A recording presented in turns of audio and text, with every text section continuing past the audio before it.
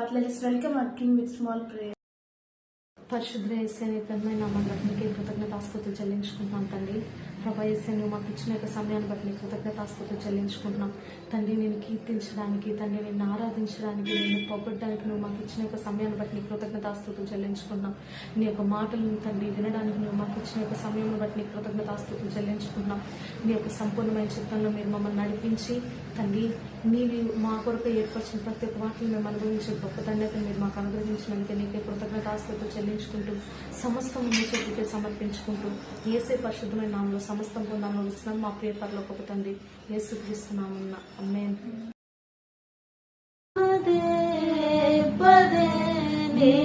పాడుకోనా ప్రతి చోటని మాట నా పాటగా మరి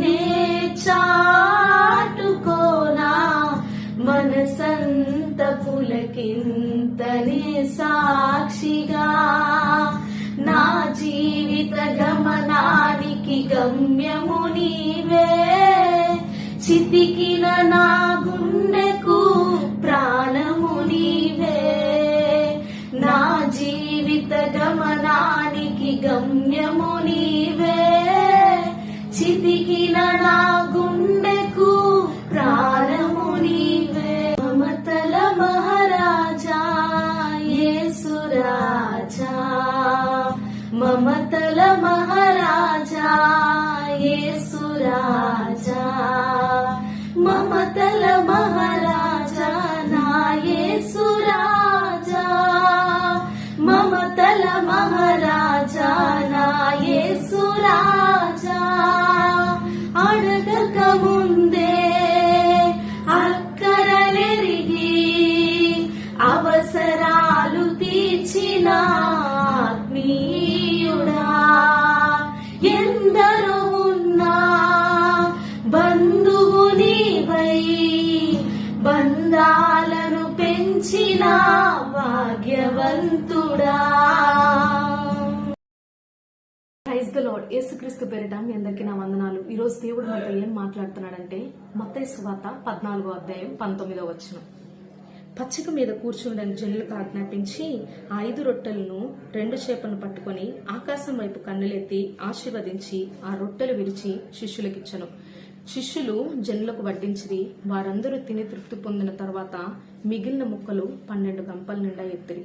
ఇక్కడ దేవుడు మనతో ఏం సెలవిస్తున్నాడు అంటే దేవుడు మనల్ని ఆశీర్వదించాలని ఇష్టపడుతున్నాడు. ఆయన మనల్ని ఆశీర్వదించినప్పుడు ఆ యొక్క ఆశీర్వాదాన్ని ఎవరు ఆపలేరు.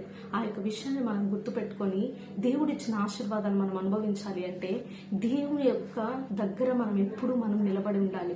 దేవుని దగ్గర మనం నిలబడడం అంటే దేవుడు మనకు చెప్పిన విధంగా మనం జీవించాలి. ఆయన మన దగ్గర నుంచి ఆశపడుతున్న విధంగా మనం జీవించాలి. మనకు ఆశీర్వాదాన్ని తెచ్చిపెట్టేది మన యొక్క తల్లిదండ్రులు కాదు, మన యొక్క బంధువులు కాదు, మన యొక్క స్నేహితులు కాదు, మన యొక్క రక్త సంబంధులు కాదు, మన యొక్క కష్టాచితము కాదు. మనకు ఆశీర్వాదాన్ని తెచ్చిపెట్టేది యేసయ్యే.